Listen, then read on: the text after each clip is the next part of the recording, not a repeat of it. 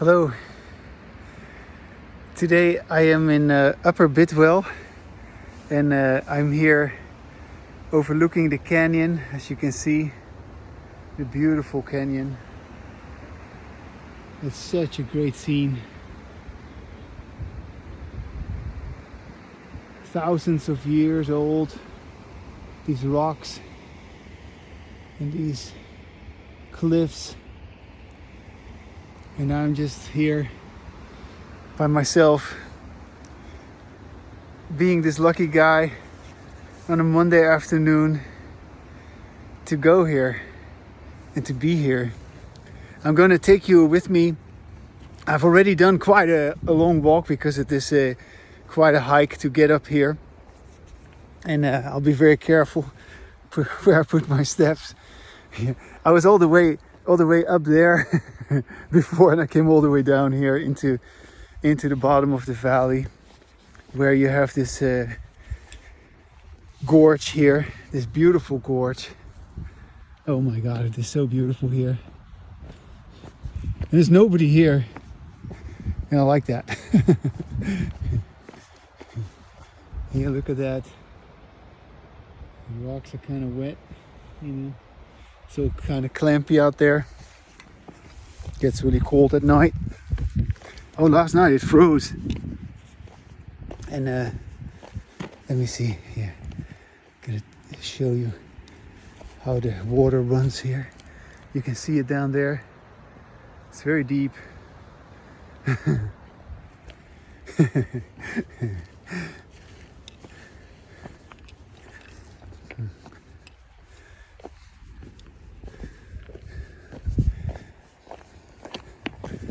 You know, to me, this lava rock, you know, these basalt rock that you see everywhere here. You see these big walls with basalt rock. I feel like, yeah, those are my my eternal friends. I don't have many friends, but those are my eternal friends. And oh man. So I'm now basically on the way back. I walked all the way over the north rim, and now I'm down in the canyon, and I'm going back along the Yahi Trail. Oh, here, this is a beautiful spot, also kind of like a lookout here. Just look how wonderful it is here. Oh, yeah. Oh, man. I have to be careful not to fall in. Look at that, how deep that is. Whoa. Oh, man. Yep. And it goes all the way there, up into the higher mountains. And I am letting you see all this. I hope you join me in this, because all this beauty, all this natural beauty, is the beauty which will be yours when you have embodied language and when you realize your language enlightenment. Yeah. Look at that here, look at that. Oh, look at that water, how beautiful it glinsters there. You can swim there also if you go all the way down there, if you find your way. Not from here, it's way too high. I wouldn't know how to get there from here. I stay on this path. And just want to let you know also that when you are having embodied language, you can be assured that you are on a stable path. Nothing's going to happen to you. Nothing is going to harm you. You will actually feel protected. You will feel comfortable where you are, with who you are. And we all, of course, have different we have different talents or different skills, but that doesn't matter. You know, everybody can have embodied language, and And embodied language makes everything better. Yeah, it really does. Look at these rocks. Yeah. Yeah, of course you've got to lift your feet, okay? You got to put one foot in front of the other, so to speak, to walk that path of your own embodied language. And I am walking that path. I just want to let you know. That's what this is all about. That's what my songs are all about. That's what I'm all about. And yeah, what a great adventure. Yeah, look at this, all these rocks, you know. It looks different from every angle. It's so gorgeous. And just these, look at these cliffs up there. High up there is a road. That's Highway 32. You can't see it from here. Highway 32 runs all the way to Chester and to Mount Lassen. And we sometimes go there. It's kind of like, we consider it as our backyard, or I consider it as my backyard. Yeah. Oh, let me just take it over there. I'm just going to show you every beautiful spot, okay? And that's also what I do when I make these recordings. I want to highlight every beautiful aspect of embodied language. Yeah? Embodied language which takes you out of your habit. It takes you out of your automatism. And you cannot be here in this environment if you don't watch out. Of course you gotta watch out. Here, look at this. Look at this, ladies and gentlemen. Isn't that gorgeous? And you can see over there, there's this big piece of concrete. That's where they used to stop it, the water, dam it off. They no longer do that, luckily. They let the water flow here. It's still regulated from somewhere else, but over there, it's called Bear Hole. We're going there shortly. It's a wonderful place to go swim. Many people go there in the summer. Right now, it is freaking cold. But yeah, there is such a thing as embodied language, ladies and gentlemen. And once you have your own embodied language, you realize, like, wow, what was I doing? What was I doing when I was not having that? It's kind of like a retrospective reinterpretation of your whole life that preceded your ability to have embodied language. And even if you've had it for some time, you know, because at some point you discover that you can have embodied language. And although you discover that, although it's a wonderful thing to discover that, yeah, you're extremely happy that you have discovered that. Yeah, let me just have a glance. Oh, look at that. Isn't that great? You didn't want to miss this spot. Even though you have discovered it, you are going to forget about it again. As a matter of fact, the moment you begin to, for the first time, realize, like, oh, so this is embodied language, you realize, like, oh my gosh, we keep forgetting that all the time. Look at that, there's a little bird sitting there. You see that? Saying hello to me. Hello. What a beautiful bird. Yeah. Hey. Hello. Oh, it's a little wet here, so I gotta have careful steps that I don't get my feet wet. Here we go. Anyway, what was I saying? Oh yeah, you will forget. Okay, so here we are at what's called Bear Hole.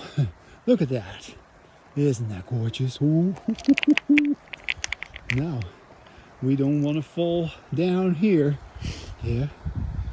And we don't, you know, we just keep ourselves steady.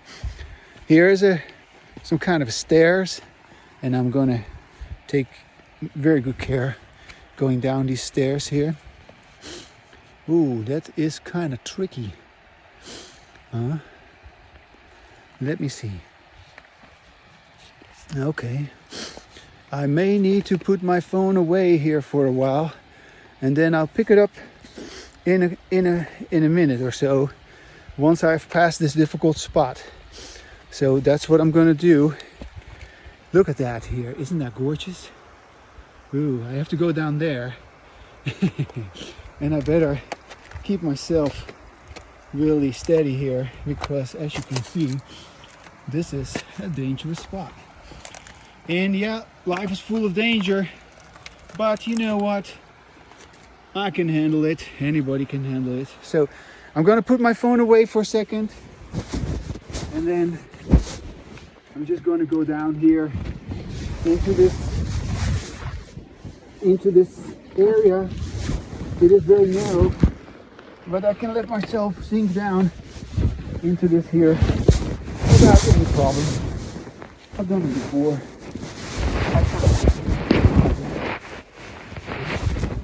And now here, I'm already good. You see, now I'm here. Are you still there with me? Sorry that I put you in the dark for a while, but here we are. This is 1 mile, and what you see here is also the remnants of a waterway on the side here. They used to, I don't know, channel that water. And anyways, it's a gorgeous spot. I still have to put the phone away because I still have to go down a little further. So just wait a second. Here we go.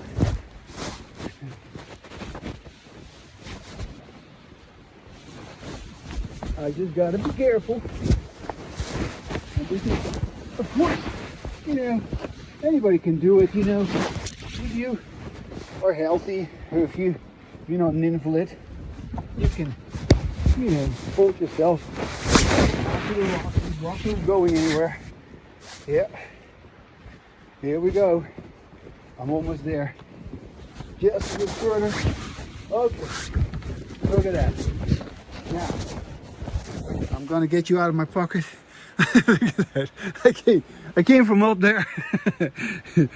All right. Isn't that great? Here we go. Oh, yeah. Hey. Of course, gotta continue to watch your steps here because you can never be careful enough. Yeah. But look at that here. This is the canyon, folks. Upper Bidwell Canyon. And here, the beautiful bear hole. Occasionally, we hear about a bear coming out of the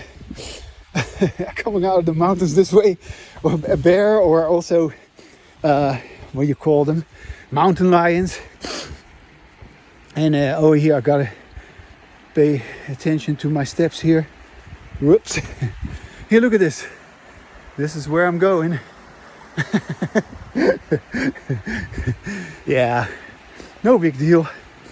Okay. Oh, this is a nice shady spot. Look at this.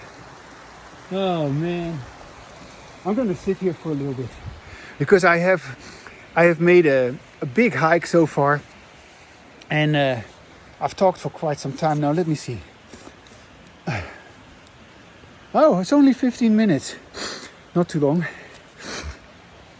But I'm just gonna take off my jacket here for a while and just cool off a little bit because it got pretty hot. Here we go. Hi. I'm not cold. No. So, yes. Maybe I'll just put my phone here for a while, see if I can sort of stabilize it and do a little bit of talking from a little distance. See if that works. Yeah, that seems to work. Hello. You get the whole picture of me. Yeah. I kind of like to move it around, you know, because there's so many different sites, And you don't get to be here all the time. So when you show it around like that, oh my God, there's so much to see. And there's also so much to describe. Yeah. And when you have embodied language, your language just flows, as you can tell. Hopefully, my language, I do not need to make any problem about what am I going to say. No, it just happens by itself that I enjoy this and that I describe this. And whenever you really enjoy yourself, whenever you have a good time, things just happen by themselves. They call that flow. And so here you have the flow of the water, the flow of the creek, the flow of life, the flow of language, and that flow is life. That flow is language enlightenment. So you could say language enlightenment is life itself, represented by your language.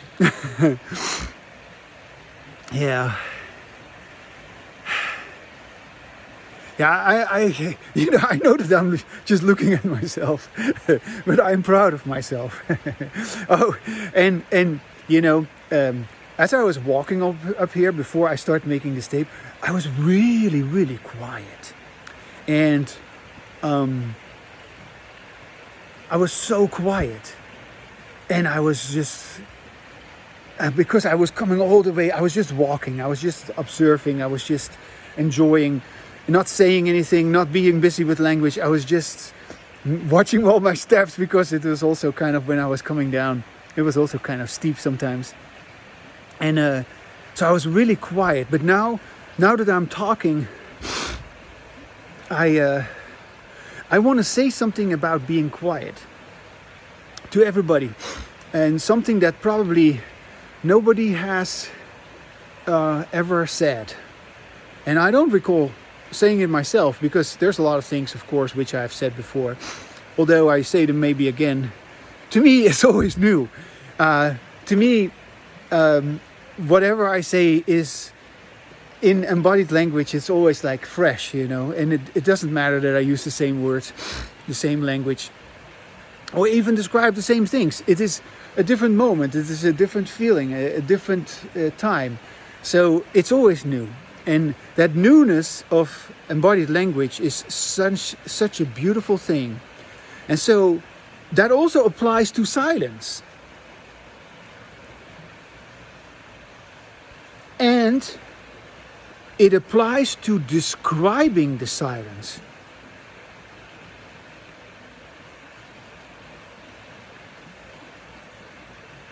That's something. We need to, in my opinion, we need to describe to ourselves what it is like to be silent. And when we do that, we become silent. And we haven't been silent because we never describe to ourselves what it is like to be silent. Our language, so to speak, never captured our silence. In embodied language, our language is going to, look at that, is going to describe our silence. Yeah? Look how gorgeous this is.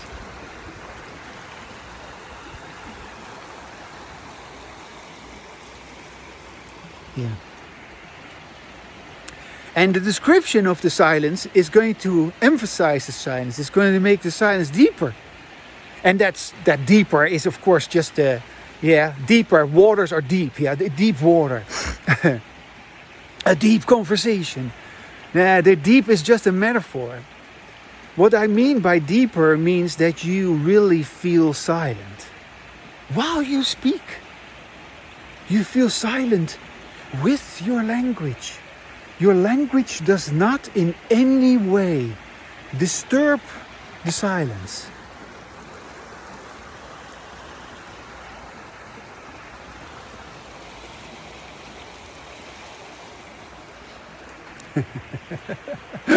Look at these rocks.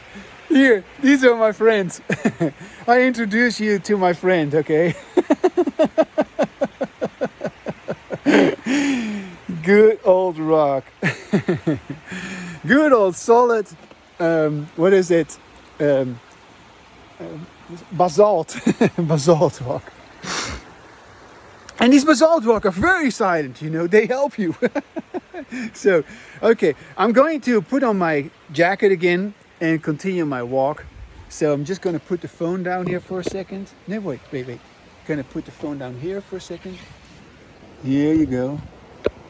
Oh yeah.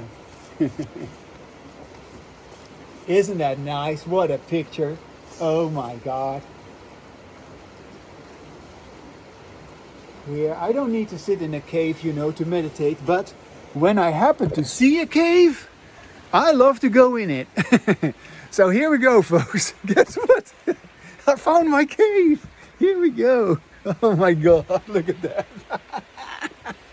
Yes, my cave of silence. And I can just keep talking and nothing disturbs my peace. Isn't that great? That's language enlightenment, folks. And you can have it too. And you don't need to necessarily be here, you know, in this particular place. It would be wonderful, of course. Everybody would enjoy being in nature, you know. But there's other places where you can be in the open air, on the beach or in the forest or anywhere, you know, anywhere in the desert. Yeah. Okay. Oh my God, the sun is just really bright now. Oh, look at that. Look at that. Oh, yeah. Isn't that fantastic, folks? Oh, look at that. I'm glad this rock didn't fall when I just passed. Just imagine that rock falls while you're just having to come by here. Yeah. Then I guess that is the end of you. But I'm not done yet. I just love to be here. And I avoid those falling rocks as much as I can. As a matter of fact, you know, I am convinced that when you have embodied language, like I do, you are so good at avoiding... Oh yeah, I want to talk about that. You're so good at avoiding danger. You're good at avoiding anything that is bothering you.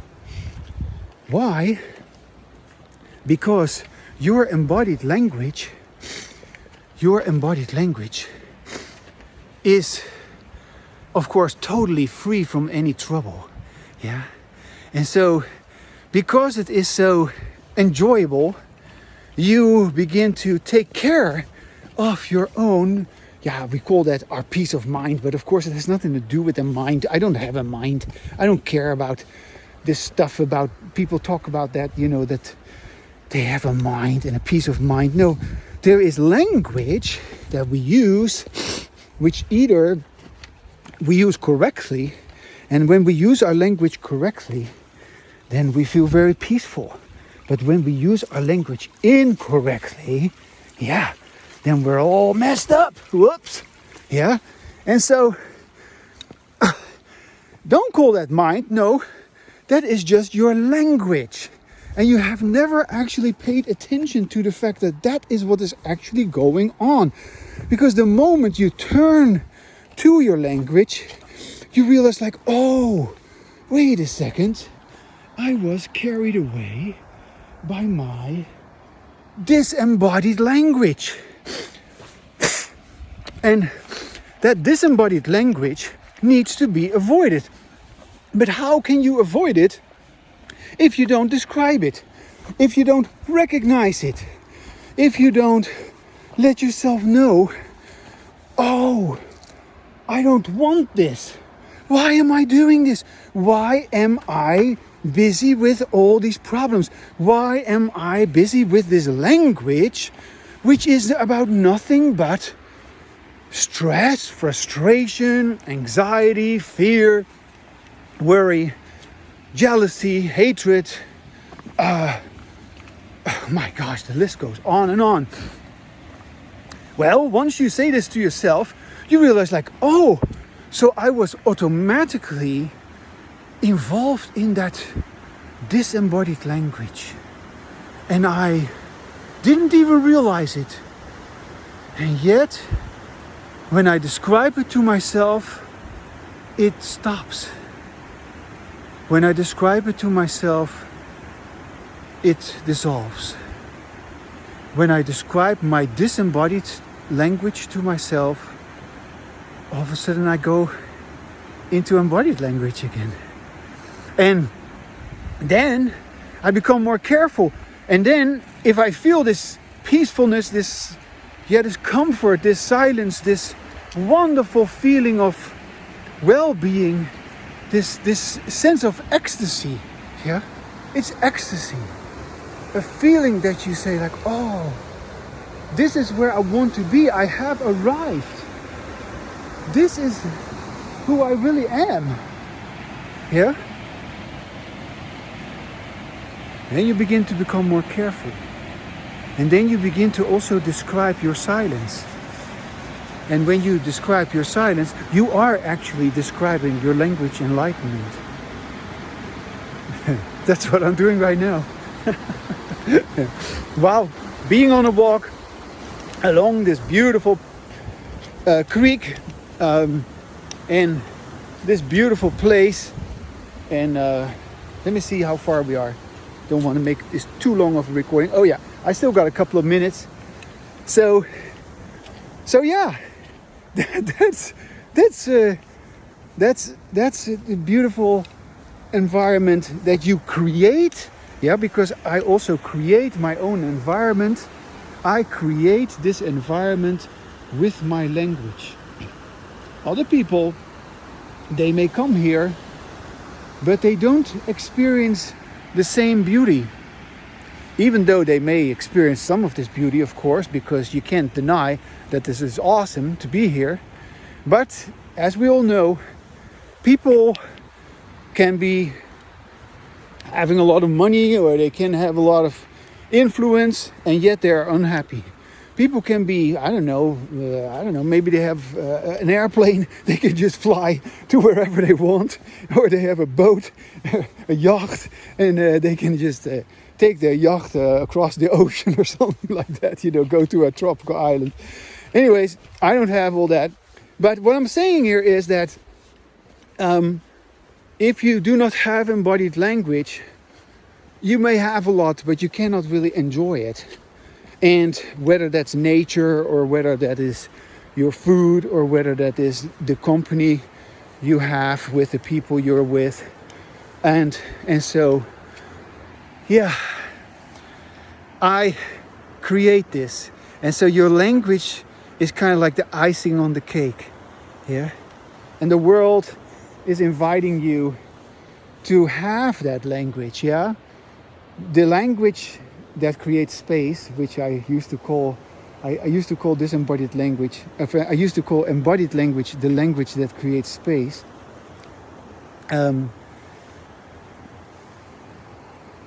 It fits with the natural world. Yeah. Look at this here down there. Do you see that? Do you see that big rock down there? Do you see all these pieces of wood? Yeah. When it is winter, and probably in a little while, there's much more water in here. It can be really creepy, because then the water flows over the rocks, and all these pieces of wood, they are being pushed up on the rocks like that. Anyway, that's just one of those things that is happening, just like ebb and flood, So, yeah, in conclusion, the story continues. I create this. I create this with my language, and I create my own reality with my language. And you can do that too. And yeah, you might want to ask yourself sometimes and talk with yourself sometimes about that. Like, why aren't you doing that? Or why aren't you taking charge of your language so that you are able to do that? Because everybody is able to do that in principle. But we don't do that. We passively experience our language. And so that's why we talk about having a mind and having all kinds of thoughts that keep on, bothering us. I don't have any thoughts that bother me. I'm in charge of my language.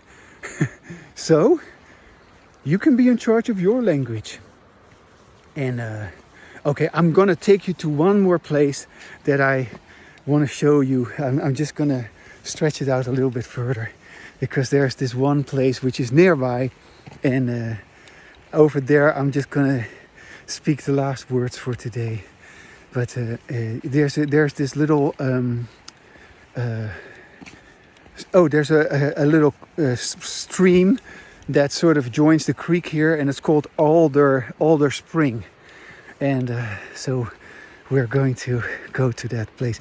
It's kind of like an old spot where this ancient waterway that was once here, you know, you can still see the concrete, and but it's kind of all crumbled, and it has this kind of historical feeling to it. I like that. Yeah. So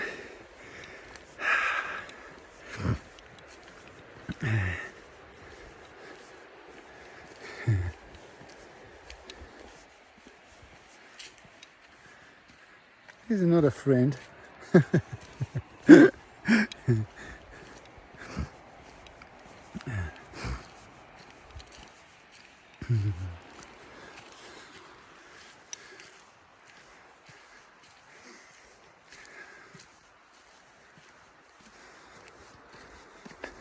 Oh yeah, something that I still want to address.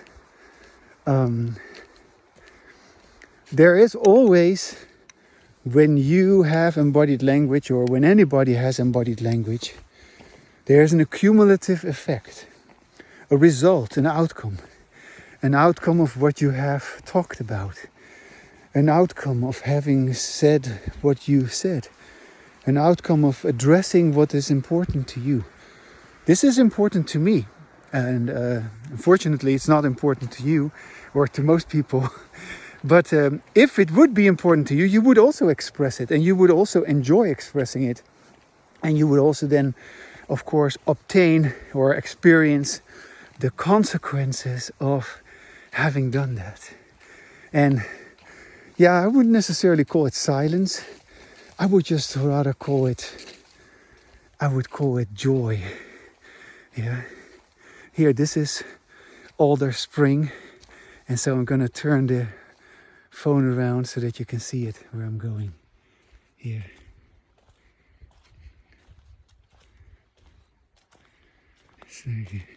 It's like a fairy tale land here.